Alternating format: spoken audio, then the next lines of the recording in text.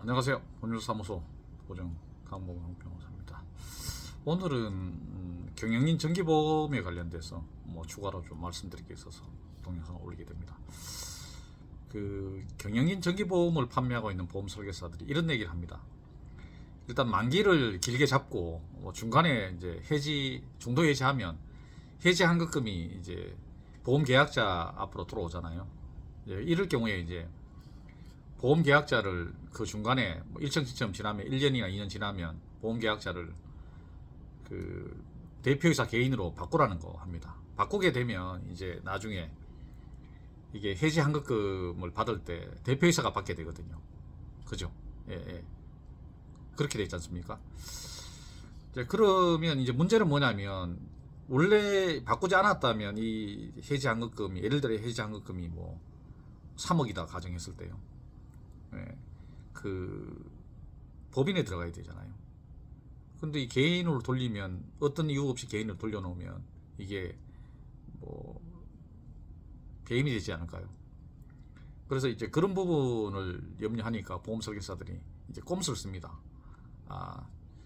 그 배임이 안 되려면 정관을 바꾸면 됩니다. 이렇게 얘기합니다. 그 전에 정관 바꾸기 전에 경영인 임원 보수 및 성과금 지급에 관한 규칙을 하나 만들라고 해서 자기들이 샘플로 된 그 파일 하나 가지고 옵니다.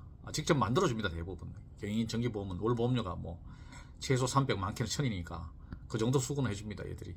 그러니까 정관도 가져오고 정관도 바꿔오고 임원 보수 및 경영 성과금 지급에 관한 규정도 만들어 옵니다.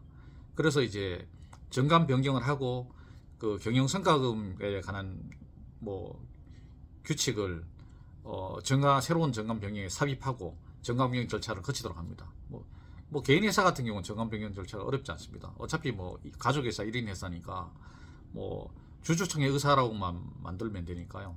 이걸 따로 공정해야 되고 또 등기해야 되는 상황도 아닙니다. 대부분 이게 잘못 알고 계시는데 경영 성과금 지급한다고 해서 이게 정관을 바꾼다 해서 정관 변경이 이게 그 필요적 등기 상황이 아닙니다. 그러다 보니까 외부의 제3자는 알 수가 없습니다.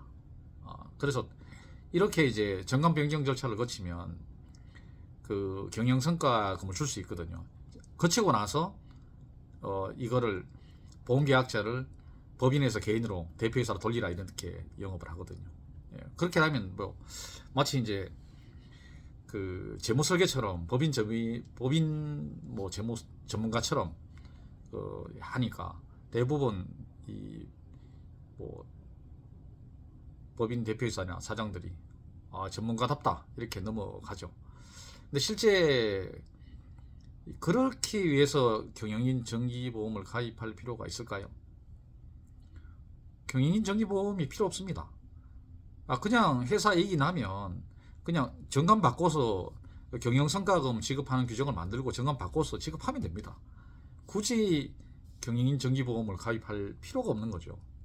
그러니까 나중에 이제 경영인 정기보험 들고 나서 보험이라 넣을 때 제가 그 얘기하면 그때 그 대표회사분의 사장님도 무릎을 칩니다.